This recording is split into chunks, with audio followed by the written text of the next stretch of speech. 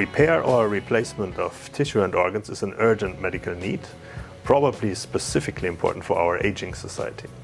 Our NanoReMedi initiative uses a new scientific approach. We design, prepare, characterize and validate peptide-based functional nanomaterials. One of our topics is research in biomolecules and biological material. Peptides are a great example. They have an enormous range of physicochemical and especially biological functions. So they can, for example, be tailored to support cell growth. Our electrospinning and melt electrowriting expertise fits perfectly to this. Together with the University of the Basque Country, we are hosting so-called early-stage researchers. I call them PhD candidates. They will work not only here, but also in a partner university and finally receive a joint PhD. I am Konstantina Mitropoulou. I graduated from the Chemistry Department of University of Crete, and I after completed my master's degree in chemistry with specialization in advanced materials and physical chemistry at the same department.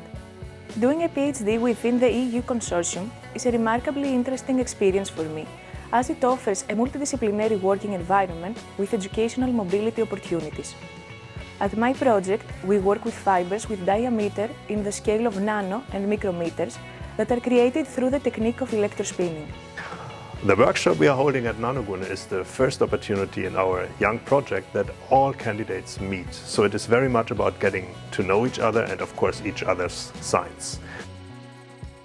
Hi, I'm Matteo. I'm Italian from Milano, where I gained a master's degrees in chemistry and pharmaceutical technology.